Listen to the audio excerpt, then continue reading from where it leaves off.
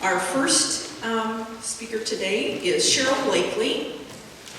Cheryl, if you want to, you got your stuff up there? Okay.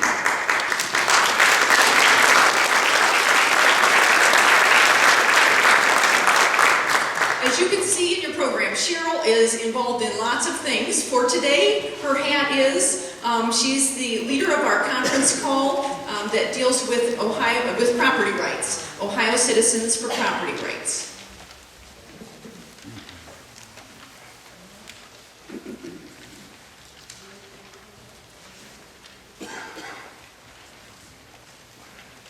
Thank you for coming. What a big crowd you are. This is amazing. Today I would like to tell you about a group that we called Ohio Citizens for Property Rights, or Ohio CPR for short. We have been meeting for a little over a year and a half and on a statewide conference call, talking about infringements on property we are seeing all across the state. In that capacity, I would like to take a little time to discuss the loss of our property rights, why this is important, and what you as a citizen should do about it. Property rights are natural as evidenced by the founding documents, including many of the state's constitutions created during the founding era. They stated that people have the natural rights of life, liberty, and the means of acquiring and possessing property. For the citizen to possess property, the citizen must be able to acquire property. Thus, the founders believed it was the job of government to create an environment that would not be an impediment on the citizen's ability to acquire property. Slide 2. Okay, we got a little bit of historic perspective here. The founders of this great country believed that by creating this dynamic for their young democratic republic, that the common man, through the ownership of property, would create economic prosperity and self-sufficiency for himself and his family, which in turn would create and perpetuate a prosperous and free nation. The following quote from George Washington demonstrates his understanding of the importance of property rights. Property rights and freedom are inseparable. In today's world, we are losing sight of the value of property rights. Founding Father John Adams displays an almost eerie ability to read the future of this young country by stating, "The moment the idea is admitted into society that property is not as sacred as the law of God, and that there is not a force of law and public justice to protect it, anarchy and tyranny commence." Amen.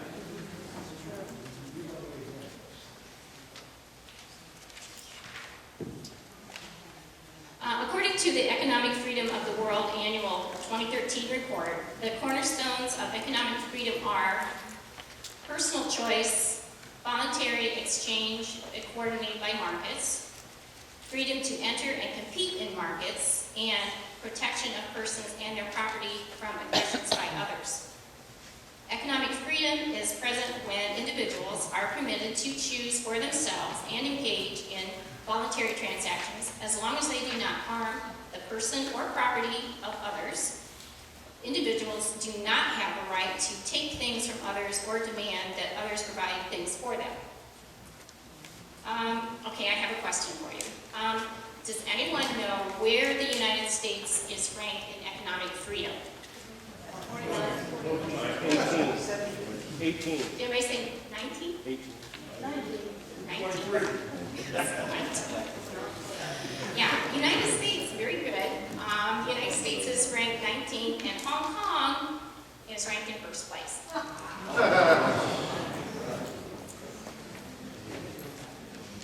In accordance to the Economic Freedom Ratings of 2011, the most recent year for which comprehensive data is available, on the chart, ratings are from 0 to 10 in 8 separate categories that collectively are used to create a chain-length rating, which is used to rank the 152 countries, including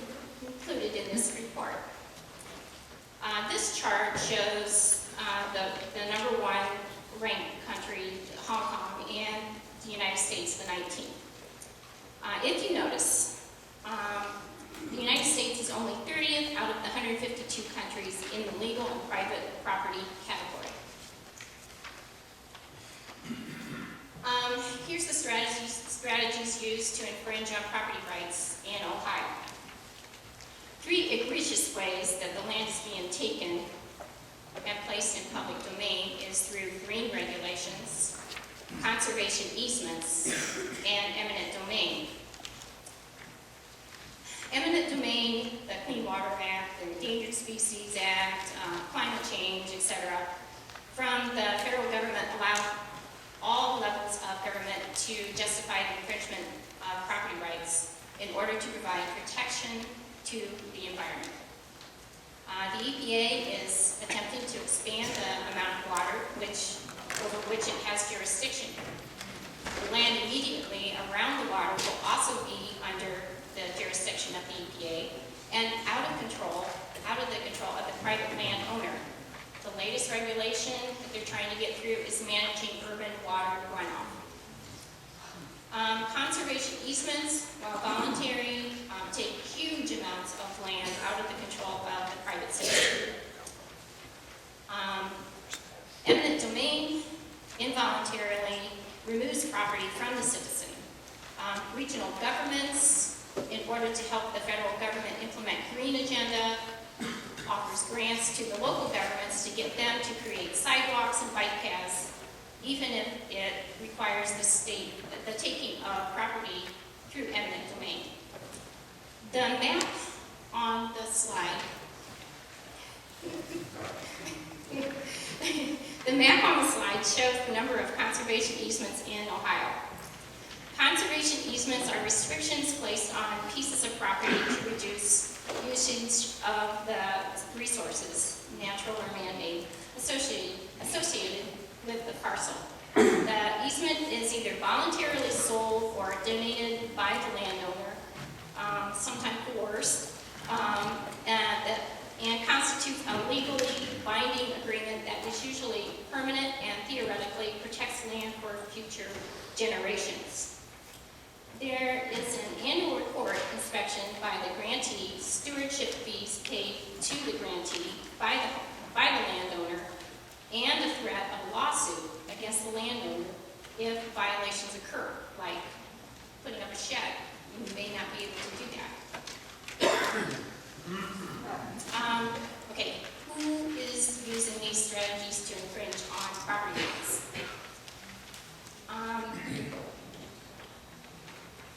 Cheryl, speaking to the mic. Federal EPA through heavy-handed green regulations, the state ODNR, HUD, grant-seeking local governments, NGOs or non-government organizations, metropolitan planning organizations. They're all called different names, but they all do the same thing. They're after your property. Let's see.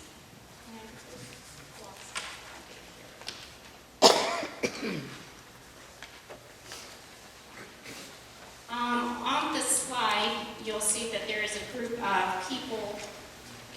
I lost my page here.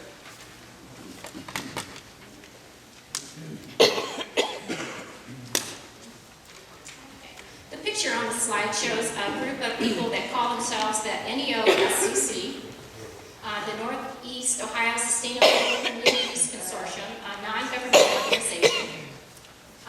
This is from a vote among themselves to impose their regional planning initiatives over the MPO and elected officials. The booklets shown were printed up before the vote, so they already planned on doing this without anybody's input. Okay, in your handouts, I gave you some data that came in the door. This is a page, or there's a page in here that shows the places where NPOs are. It doesn't mean that you're safe if you're not in one of these areas, because there's plenty of NPOs or NGOs to take your land away from you. Okay, and then I have this on your handout as well. Is there anything we can do to restore our property rights? Yes. Learn about sustainable development. We have some great websites. We've got a Facebook page you can go to. You can learn about these things. Does your area have an MPO? get to know your NPO if you have one, attend local meetings with your city council, commissioners, township trustees. There's one more thing I want to point out. It's really important. I'm not going to go through everything. Any initiatives to make officials appointed rather than elected, especially the sheriff. In one county in the northeast, Cuyahoga, they have an appointed sheriff now, and that takes away his power. And so you really have to watch this. You don't want that happening. In the northeast, we are making progress in raising awareness and educating our local elected officials. Ohio CPR participants are giving presentations to local trustee boards and other groups that have resulted in passing a resolution that reject regional planning initiatives from the NEOSCC. Some of our participants are running for local office to advance liberty from the inside. Get to know your local candidates for office and support the ones who are willing to defend your rights. And here's a quote from another founding father. It does not take a majority to prevail, but rather an irate, tireless minority, keen to set brush fires of freedom in the minds of men, by Samuel Adams.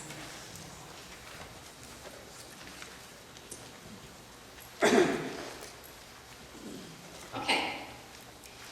Oh, and I have a copy of that resolution that they're using in the Northeast packet here. So you can use it if you have that reason to. Okay, now I'm going to give you an example of what can be done to fight back and win. This is in opposition to ODNR's Vermilion Scenic River land takeover. The deception started in the spring of 2010. Local towns, villages, and townships were visited by officials of the, I forgot to tell you, that's okay. They were visited by the Ohio Department of Natural Resources and given a slide presentation and sales pitch on doing a river quality study. So officials signed an official water study agreement. Students from Oberlin College spent considerable time prowling the river, taking water samples. Then they produced a beautiful bound book of photographs, maps, and technical information with what they had found out about 62 miles of the Vermilion River. What they found was that the river was beautiful and well cared for.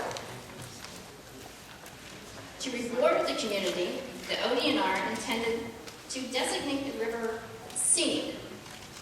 With all perks and privileges, a scenic river designation bestows grants, livery canoes, fishing and recreation, and a public water park run by the state.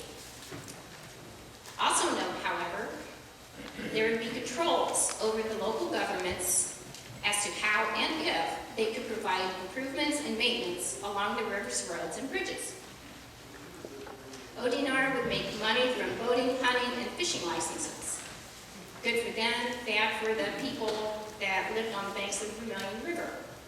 Shortly after this following jaw-dropping notice surfaced, the ODNR do hereby provide public notice and declare intent to designate the following portions of the Vermilion River, including adjacent lands up to 1,000 feet in each direction from the normal water lines of the water course, as well as lands beyond the 1,000 feet width, where such lands are necessary to preserve water conservation. This land is owned by private citizens. Many of these citizens make their livelihood from the land. Even if they don't, they value and enjoy the land they purchase and on which they pay taxes. The ploy by the state ODNR was simple. Put a declaration in local newspapers as required by law to inform the public of the plan, but make it small and not too noticeable, and put it about 10 pages in and make it even less noticeable. Then ask the public for public comments with no real intent to answer them. In the case of Pavilion River, the ODNR did not count on one thing. A few very upset and motivated individuals who sensed what was about to take place and hastily embarked on a plan. They walked door to door up both sides of the river and handed each landowner a copy of the proposed law. Each landowner was informed of the urgency to meet and get up to speed on what had taken place so far. Donations were taken up, signs were made and placed along roads which said, no land grab, no scenic river, and where the next meeting would be held. A lot of people started showing up at the subsequent meetings. ODNR extended them because of the sudden public interest and the newspaper coverage. Keep in mind, this was all taking place in a matter of weeks. There was one final ploy attempted by the state at the final meeting. ODNR trying to divide and conquer the attendees.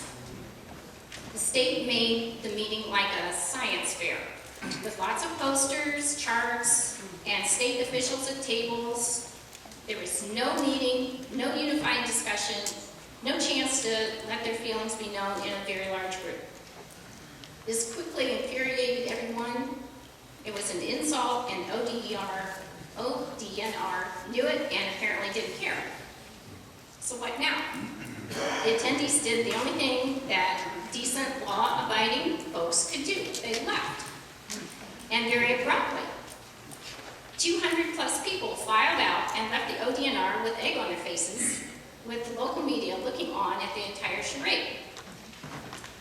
Everyone moved to a nearby pavilion and had their own meeting to vent their frustration and left the ODNR looking at each other in bewilderment. The next afternoon, the ODNR announced they were abandoning the scenic river designation of the Pavilion River.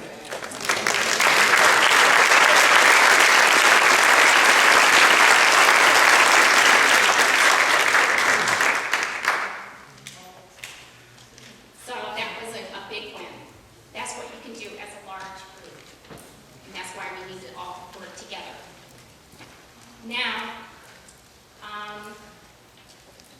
here are some examples of eminent domain we are working with. This is being used more and more to take private property, not just for critical infrastructure, but the projects that only meet the common good, or how much grant money the local government can get for putting up bike paths.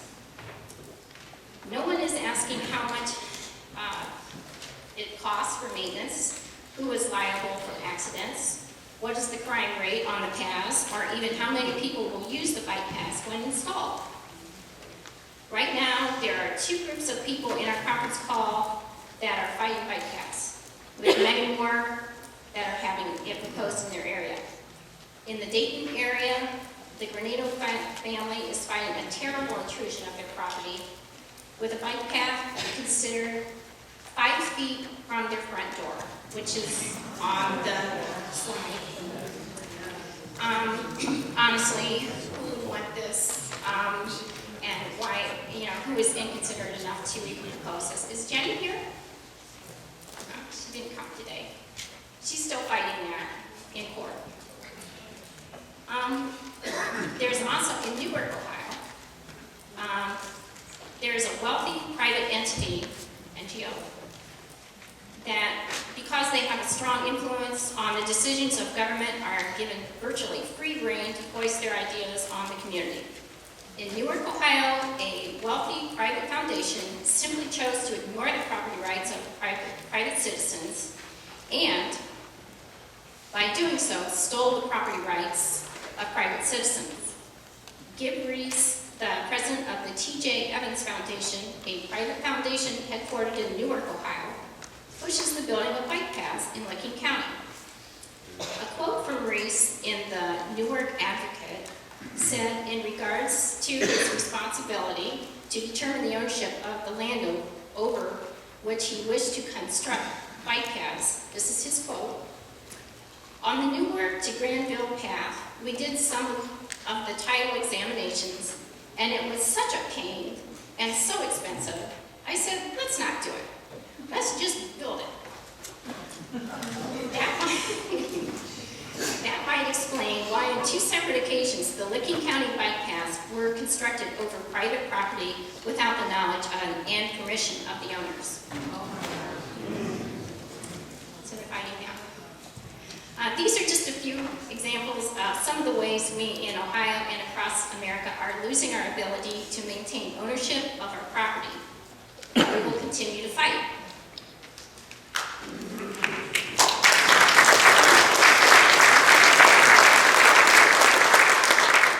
So what's next? Up to this point, we have had a group of people who participate in the conference call bi-monthly for a year and a half. We share different ideas that have been going on across Ohio and mostly consist of problems with property rights. About six months ago, we decided to put a booklet together with these various issues that people have been experiencing. Mostly we have noticed that problems come from the local governments being offered grants from private-public partnerships, NGOs, as a way of taking land from owners for the greater good of bike paths, bad stewardship of flood mitigation, and repairing corridors, to name a few. We plan on presenting this booklet to our Ohio legislators so they can get an idea of some of the problems that the landowners are running into. We've also talked to Maurice Thompson about this, and he is suggesting we do a ballot initiative that would require 115,000 signatures with concerned voters. We will be sending out a survey soon to see if we can get enough people interested in helping with this task. It's not a constitutional amendment, so it's not 385,000. It's okay. But if we get enough, then that's the route we'll probably take. I would also, so if you would be interested in collecting the signatures, please stop by the table and let us know. We don't have anything yet, but if you're just interested, let me know. I would also like to take this opportunity to invite you to join the Ohio Citizens for Property Rights in our every other week phone conference and to view our Facebook page in order to help protect and restore our property rights in the state of Ohio. Please stop by the table and sign up for the conference call so I can put your name on the list. And we also have no trespassing sign packets that are for sale if you are interested. Thank you for coming to support our liberties in Ohio.